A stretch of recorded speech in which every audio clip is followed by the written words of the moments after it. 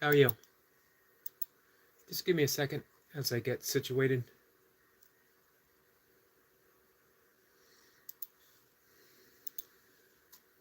Yes, I know. I should get situated before I go live. But hey, what fun would that be?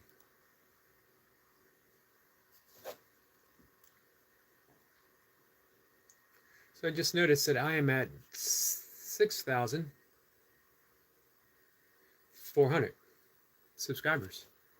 Thank you guys. To those who are subscribed, to those who are considering subscribing. Thank you for those who unsubscribed to make way for the people who are going to. All of it's very much appreciated.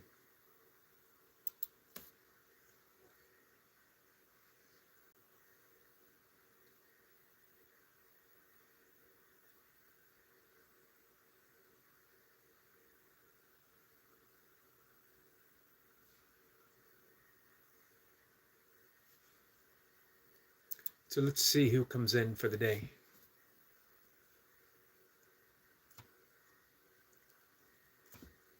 I'm feeling a bit low-key.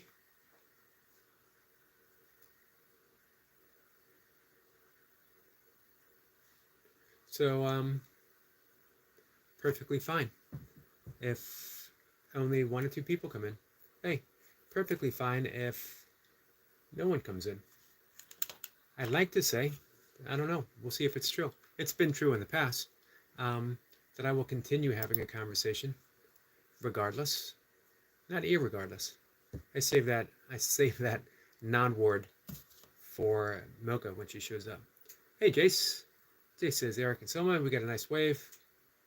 What's new, Jace? Hey, do we got a session number 2 coming up?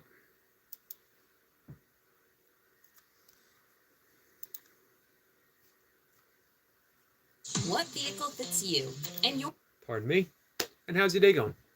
And how are you feeling? All kinds of questions for you, Jace.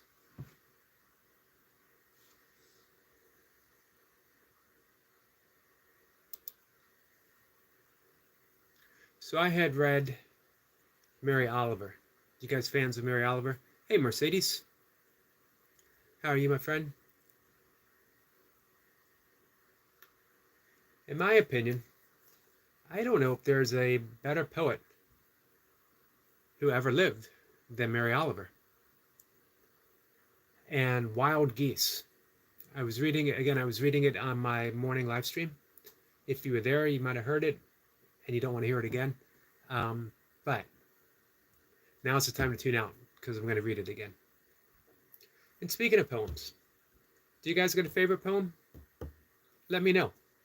Let me know your favorite poem, and I'll Google it, and I'll read it. This is one of mine. You guys heard me read tons of poems. This is Wild Geese by Mary Oliver. The last few lines. Man, imagine if we could live our life like that. Let's see. Blood Drainer 256 says, today's my birthday. Happy birthday, my friend. How old are you? Jace says, I'm okay, thanks. Not sure about my second stream yet. A few issues. I'm sorry to hear about the issues. Bloodstainer says 10. 10's a good age, my friend. Enjoy it. Enjoy being 10. Let's see. Jace says Mercedes. I'll be honest with you. You might get bored here listening to me, because we're going to read some poetry today. We're going to talk about poetry. Again, anyone here has a favorite poem? You want me to read it? Let me know. Anyway, Mary Oliver, Wild Geese. You do not have to be good. You do not have to walk on your knees for 100 miles through the desert repenting. You only have to let the soft animal of your body love what it loves. Tell me about your despair, yours, and I will tell you mine. Meanwhile, the world goes on. Meanwhile, the sun and the clear pebbles of the rain are moving across the landscapes, over the prairies and the deep trees, the mountains and the rivers. Meanwhile, the wild geese high in the clean blue air are heading home again. Whoever you are, No matter how lonely, the world offers itself to your imagination, calls you like the wild geese, harsh and exciting, over and over announcing your place in the family of things. Blood Drainer says, thanks, you're welcome, my friend. This says Blood Drainer, happy birthday. So, man, I love 1, 2, 3, 4, the last 5 lines. Whoever you are, the world offers itself to your imagination.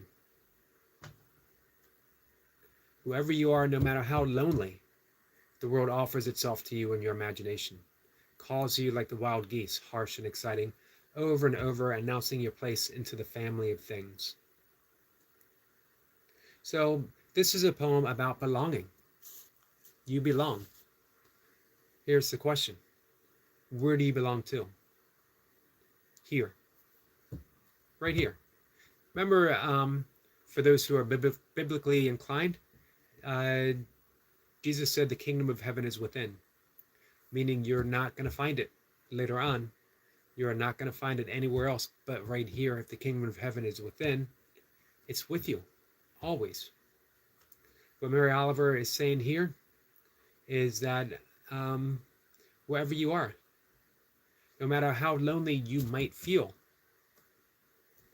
the world, this world, because this world contains heaven, this world is God infused. Essence of holiness is within everything. Whoever you are, no matter how lonely, the world offers itself to your imagination. It calls to you like the wild geese, harsh and exciting, over and over announcing your place in the family of things. If you ever hear wild geese calling, it's a majestic sound. It's wild. Literally the sound of wilderness. And it's calling you home. And where is home? Home is heaven. Where is heaven found? Heaven is found within. Turn within.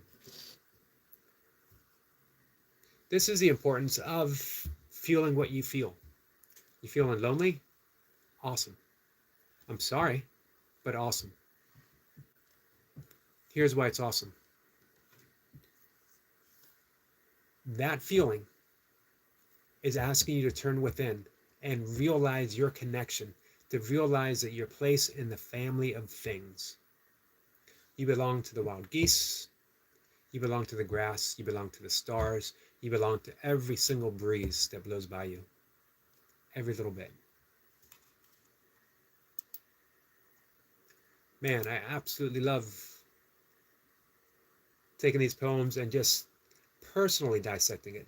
If you ever do a literature class, you will read something like this and the instructor will tell you what they believe it's about. And then you write a paper agreeing with the instructor and you get an A. If you write a paper disagreeing, giving your own interpretation, maybe you'll get a C if it's a well-written paper. However, the paper that you write is an A+ paper no matter, as long as you are describing what it means to you. Every poem is supposed to be your poem. No one else's. No one can tell you the meaning and the message that something has for you. It's like looking at a sunset and having someone say, no, you're interpreting the sunset wrong. It's your sunset. No one is seeing it through your eyes, through the lens of your perception. You own it. You own every single sunset that you're witness to. Imagine that.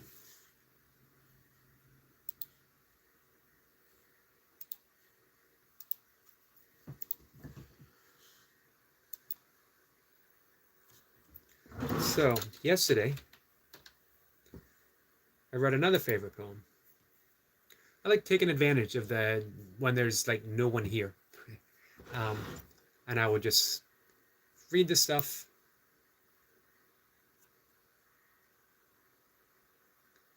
This was Galway Kinnell. I didn't realize he passed away. He was a year younger than my father. He passed away in 2014.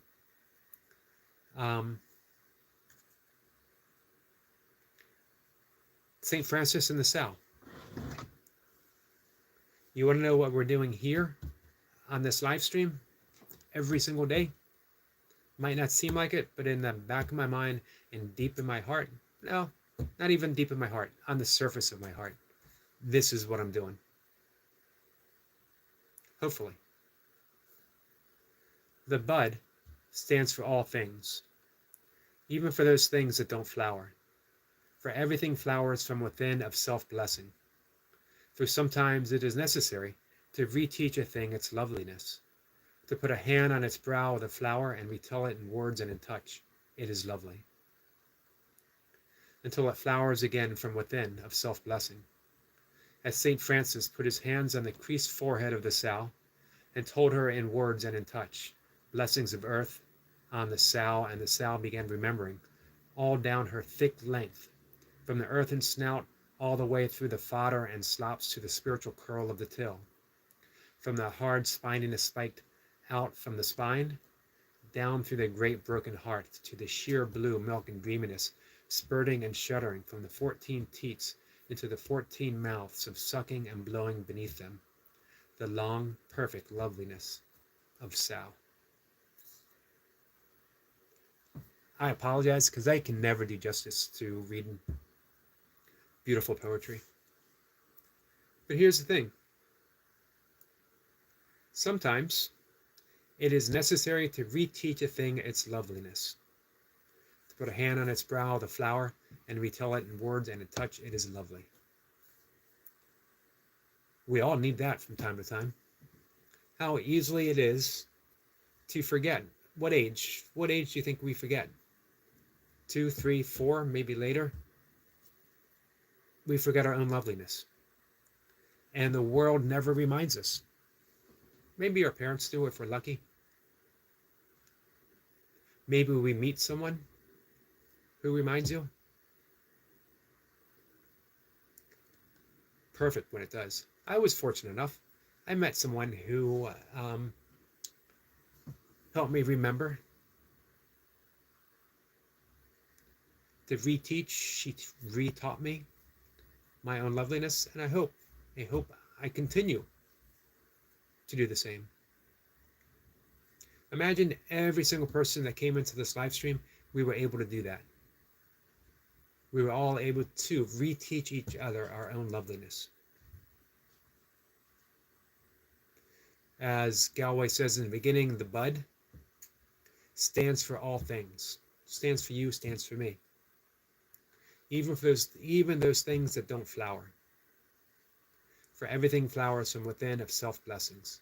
For sometimes it is necessary to reteach a thing its loveliness, to put a hand on the brow of the flower and retell in words and in touch, it is lovely.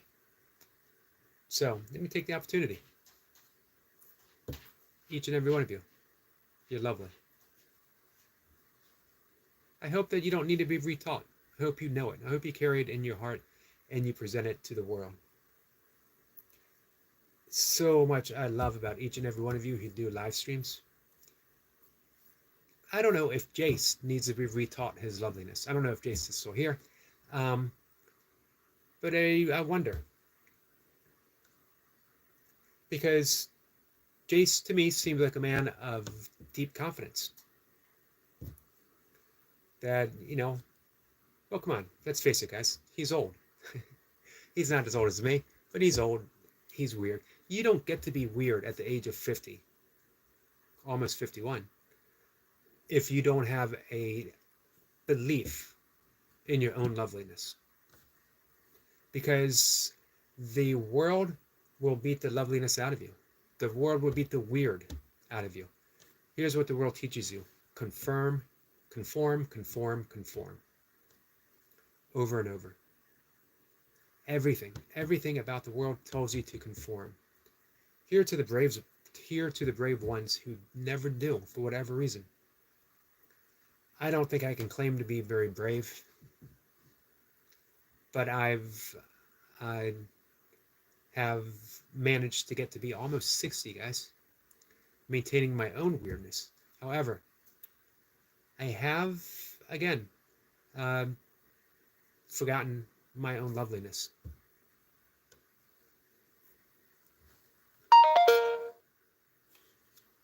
So let's back out of Galway. Galway Kennel, for those interested. Let's go back to Mary Oliver. And again, anyone pops in, hear me reading some poetry. Do you got a poem that you like? Doesn't have to be. I'm drawn towards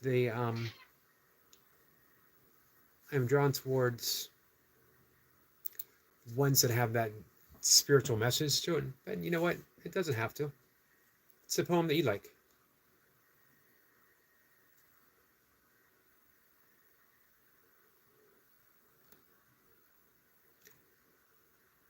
So, this one's a little longer. It is Straight Talk from a Fox, Mary Oliver. This is from the perspective of a fox. And man, who doesn't love fox? One of my favorite animals. Every morning, every walk, I am on the lookout for my neighborhood foxes. One morning, I glanced 9 separate fox in a 2-mile radius of my neighborhood, of my house. Listen, says the fox. It is music to run over the hills, to lick dew from the leaves, to nose along the edge of ponds, to smell the fat ducks in their bright feathers, but far out, safe in their rafts of sleep. It's like music to visit the orchard, to find the vole sucking the sweet of the apple, or the rabbit with his fast beating heart. Death itself is music. No one has ever come close to writing it down, awake or in dreams. It cannot be told. It is flesh and bones and changing shape, and with good cause. Mercy is a little child besides such an invention. It is music to wander the black back roads outside of town, no one awake or wondering if anything miraculous is ever going to happen, totally dumb to the fact of every moment's miracle. Don't think I haven't peeked into windows. I see you all in your seasons making love, arguing, talking about God, as if there were an idea instead of the grass, instead of the stars. The rabbit caught in one good teeth-whacking hit and brought down to its den. What I am, and I know it, is responsible, joyful, thankful. I would not give my life for 1,000 of yours. That is from the perspective of the fox.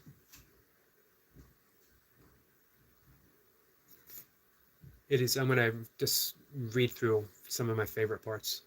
It is music to wander the black back roads outside of town, no one awake or wondering if anything miraculous is ever going to happen, totally dumb to the fact of every moment's miracle. Don't think I haven't peeked into windows. I see you all in your seasons making love, arguing, talking about God, as if he were an idea instead of the grass, instead of the stars. The rabbit caught in one good teeth-whacking hit and brought home to the den. What I am, and I know it, is responsible, joyful, thankful. I would not give my life for 1,000 of yours. So says the fox. So,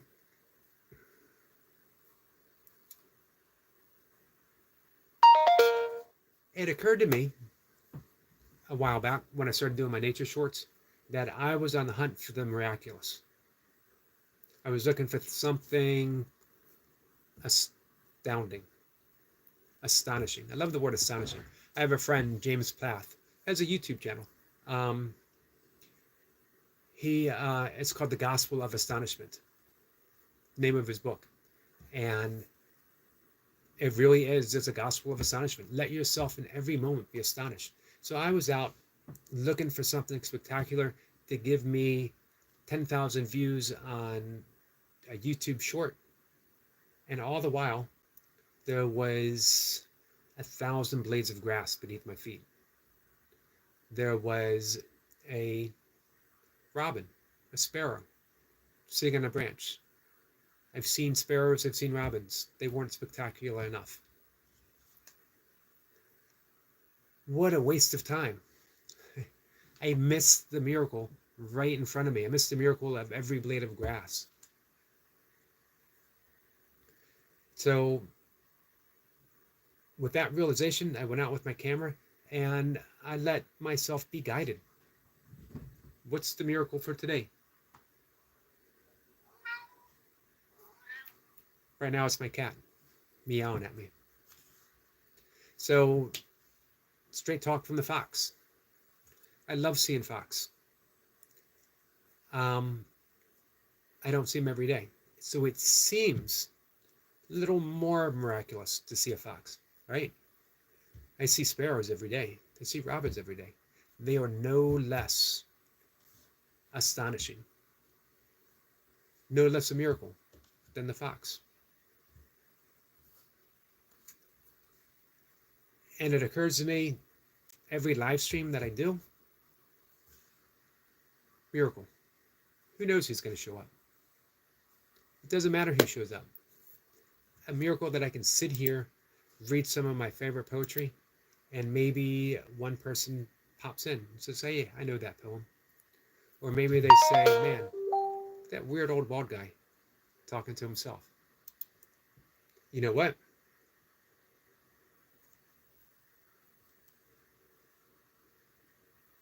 Let's see.